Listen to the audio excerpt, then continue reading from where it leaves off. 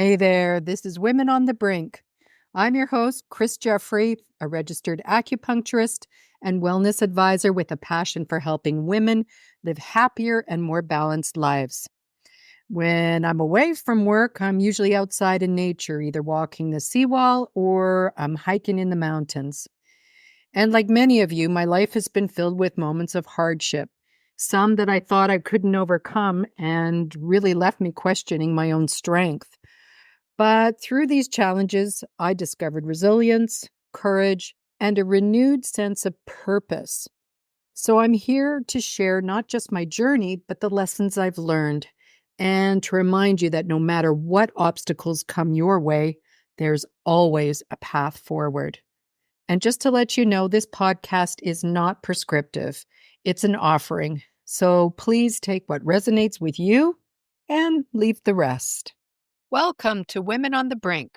I hope that if you're in the Northern Hemisphere, you're enjoying the warmer summer days. And I just want to let you know that I'm going to keep the podcast episodes a little shorter for this season, and I'll be resuming the longer podcast episodes and interviews once we move back into fall.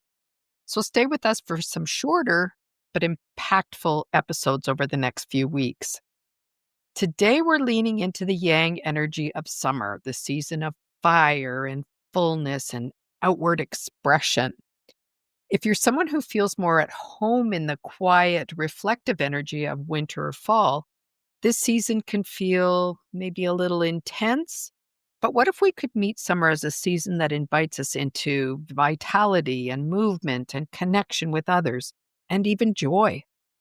So in traditional Chinese medicine, summer is ruled by the heart, by fire, and by this yang energy, that dynamic, outward, expressive force. And it's the time of year when nature is fully alive and blooming and buzzing and showing off in all her glory. And it's an invitation for us to do the same in our own way. So today I want to offer some thoughts on how women can move with that energy of summer without burning out or shutting down or feeling overwhelmed even. Because let's be honest, summer can be a lot. There's a lot of pressure to be productive and outdoorsy and, of course, endlessly radiant. And that can feel, less fun if we're not balanced. So let's talk about how to embrace the yang energy of summer without frying our circuits. So summer calls us to connect. It calls us to create and express. But here's the key. Yang energy doesn't mean we have to overdo it. It doesn't mean hustle or heat or pressure. It means activation. It's a time when you're invited to express what's been stirring up in you during those quieter months, those yin months. So maybe ask yourself, like, what is it that wants to come forward right now? Or what are you ready to share or celebrate? Because the beauty of summer is that she brings more sunlight. And that's not just good for our gardens. It's really good for our bodies and our moods. So I do a little sunbathing for 20 minutes or so at least once a week. It naturally boosts women's serotonin levels, which can help improve our mood, our energy, and our focus. And it also helps regulate melatonin production. So that supports better sleep-wake cycles.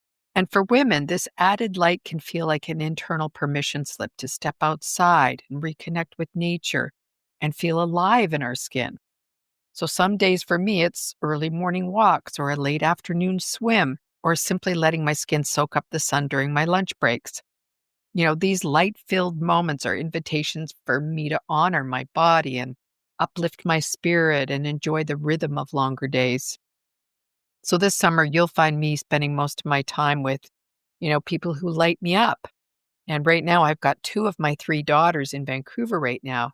So I'm actually getting a lot of family time in. And I've got a couple of hiking groups that I hike with regularly. I also have great friends to do things with, like go to music festivals and leisurely walks and lunches and even some dancing by the sea. And you know what I'm doing now? I'm finding I'm saying yes to more of the smaller adventures, even if they're just little nooks in nearby neighborhoods. I love doing that. My daughters and I recently did some thrift shopping downtown and then went out for Afghani food. And if you like Indian food, you're going to love Afghani food if you haven't tried it already. And on that note of food, this time of year is about eating really colorful seasonal foods. And according to Chinese medicine teachings, you can eat more tropical foods that are, cold and sweet and syrupy in nature, like watermelon and pineapple and mangoes and peaches, salads, sushis, and smoothies, during these warmer months. These types of foods are not recommended in the colder winter yin months. So now is the time to indulge.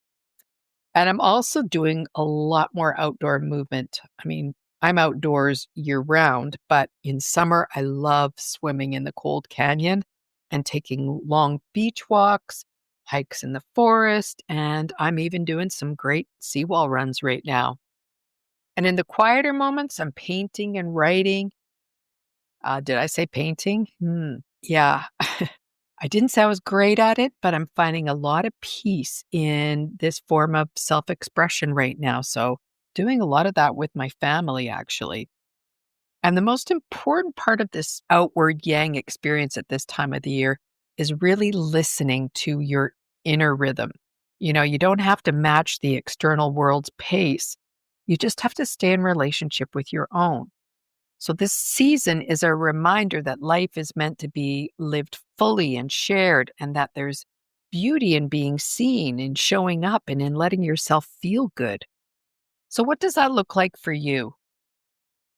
And until next week, keep noticing what energizes you and let that guide how your summer unfolds.